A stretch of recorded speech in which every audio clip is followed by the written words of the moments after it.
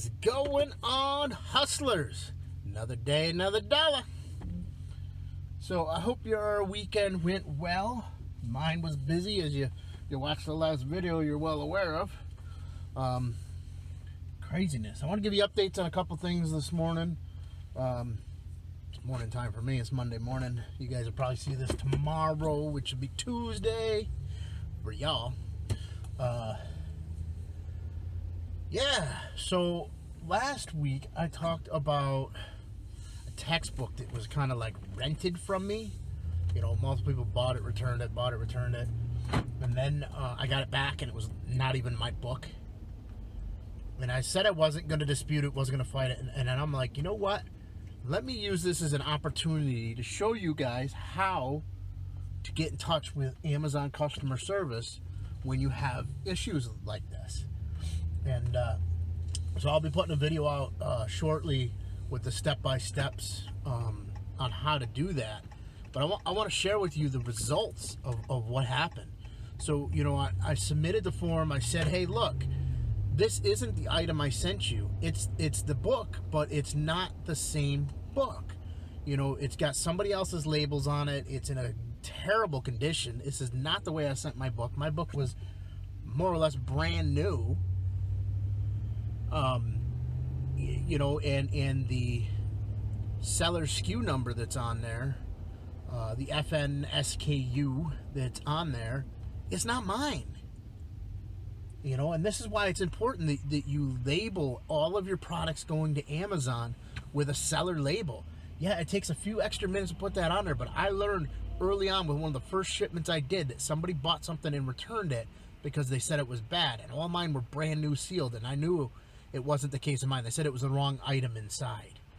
And because I let it go with just the barcode with Amazon, they just randomly pick out of, you know, the position where they're sitting. So if there's 10 of them sitting in the same location and only one's yours, chances are you could get somebody else's sent out that they sent in. That's why I used my custom labels, my custom SKU numbers on there, versus just letting Amazon use the barcode, the UPC barcode that's on them. So anyways, a lady responds back to me shortly after I submitted the request and apologized right off the bat, which was great because that you don't always get that with customer service these days. But then she turns around and says, I tried calling you, which I was kind of shocked at because I didn't ask for a phone call.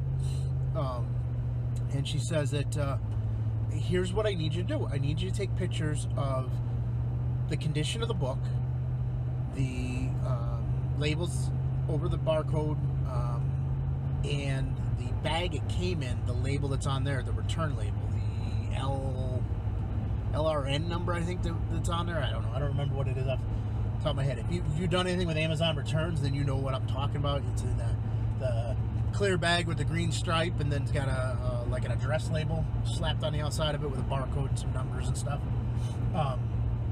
She needed a picture of that so they knew who processed it, when it was processed, what facility, all that, and then the slip that came inside the box she needed a copy of. So I took pictures of all that. I sent it in and she wanted pictures of my original book that went out that had my label on it showing that the numbers were different.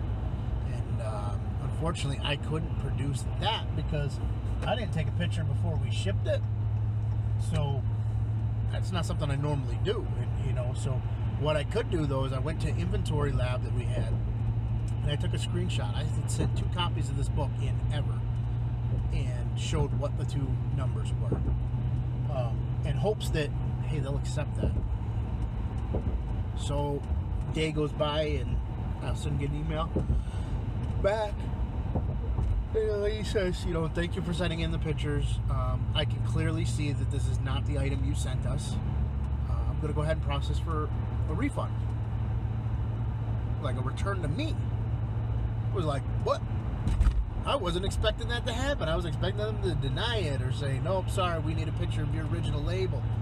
They took all the evidence and they're giving me back my money on the book. Like, sweet, cha-ching. So, but more importantly, you know, that's just one of the updates I wanted to give you today. The other was, the video that I did yesterday, recorded late at night, and I can't believe how quick it got dark. I literally was driving the entire time of that video. It's about 20 minutes long, and we went from daylight out to pitch black. You couldn't see me in the video. So I apologize for that video context. The quality of it, was a little dark at the end, but can't control the sun going down. But anyways, I hit those $2 stores.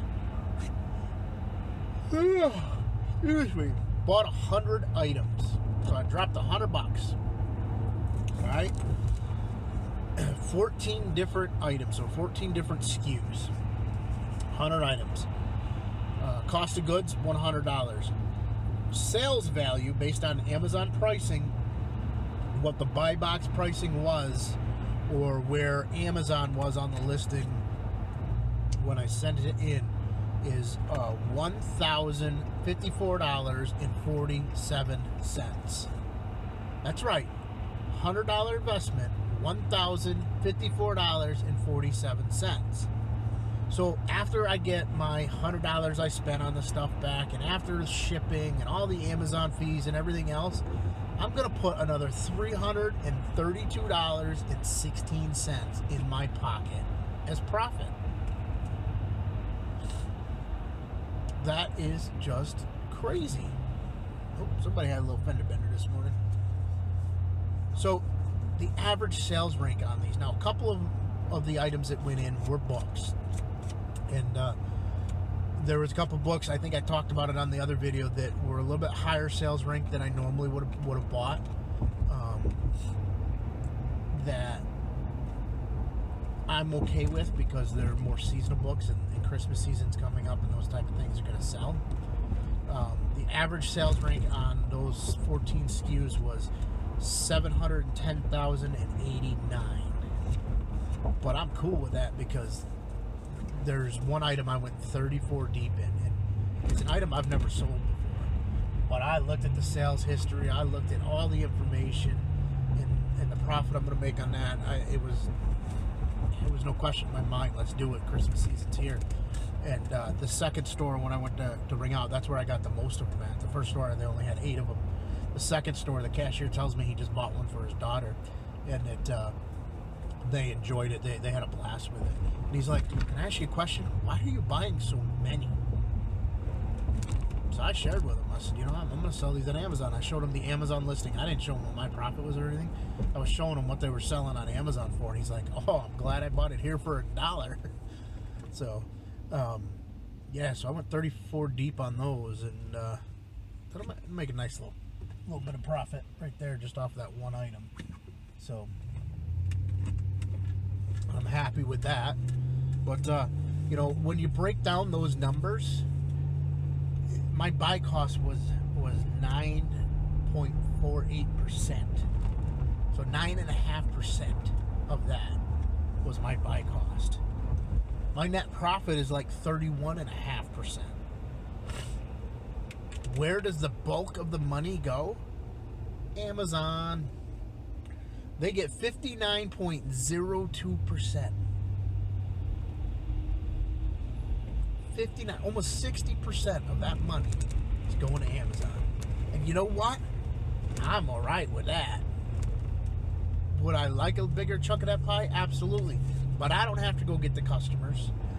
I don't have to ship the items to the customers. I don't have to deal with the customer wanting to return an item or call and complain or anything, any dealing with that. I don't have to do any of the customer service. I don't have to. I don't have to go out and find people to buy this stuff. All I gotta do is throw it all into one box and send it to their warehouse. And from there, they take care of the rest. So if they need a 60% cut to do that, hey, no problem. Less than 10% was spent on cost of goods. So yeah, that still leaves room for me to make some money. If you look at what it would take to go set up your own e-commerce site, to sell a variety of items like that and be able to drive the traffic there, you're going to eat up that 60% easily. by the time you have to deal with the shipping, have to deal with somebody with customer service and all the overhead and everything else that goes into it, you're probably going to spend more than that 60%. So to me, that's just a cost of doing business. You know, it is what it is. But I don't know. I ran into another reseller last night, and actually, it's a guy that I think I talked about on a couple videos ago. You know, the weekend before this past weekend, Kath and I kind of took a break and went garage selling, and there was a reseller that, you know, clearly when we walked up, I mean, he had racks and stuff with stuff on it. You know, we knew it was a reseller, and then, you know, we got inside and there was eBay slips and everything else. So the funny thing was, I was going to the storage unit last night to get a box on my way home so that I could package all this, I could prep it and package it. And he was there. He has a storage unit there. And when I first drove by, I looked at the storage unit because I had to drive by where he was at. And I'm like, man, that's a reseller. Just looking at the items that were in there. There was like Walmart.com, Walmart toys, all in a box, shoved up there. And I'm like, yep. So, you know, I got out and I chatted with him for a minute. And as I walked up, because at that point it was dark out, so I walked up and got closer to the light. I look at him. I'm like, I know you. I said, we've met before. He's like, are you sure? And he's like, well, maybe if you were at the garage sale yesterday out at the fairgrounds. I said, oh, I was there, but that's not where I saw you. I said, you know, I was busy with my own booth. I didn't really wander too much. I went and saw my buddy, and that was about it. And then it clicked, and I'm like, no, you had a garage sale the weekend before that at your house. I said, because I'm the guy that tried to buy those the racks off you that you had at the end of the driveway. I said, you want to sell me these white ones that, you know, I don't need or want. I said, but, you know, I tried to buy the other ones. He goes, yeah, that was it. So, great conversation with him. We talked about a few things, but, you know, I was talking with him. He was asking where we kind of sell and everything else.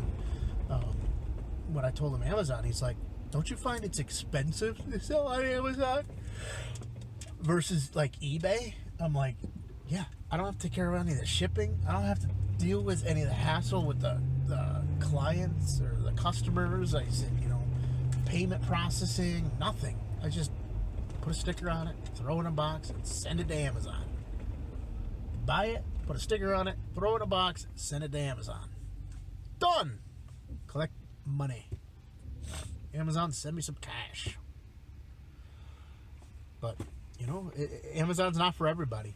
So, you know, maybe he tried merchant fulfilled or something and, you know, realized that, you know, the fees that they take on that and you got to ship the items out sometimes aren't worth it. You know, that $150 book I sold last week before, I don't know, I talked about it on one of the videos. You know, I had $1 into that book, but Amazon took $25 in fees to sell it. And all it was listed on their platform. I shipped it out. I had to pay for the shipping. I had to do all the labor. So they got 25 bones for doing nothing more than having the customer base to sell it to. So I guess on merchant fulfilled, you know, if you've got a tight margin, that could cripple you. But you know, I had more than enough profit in that book.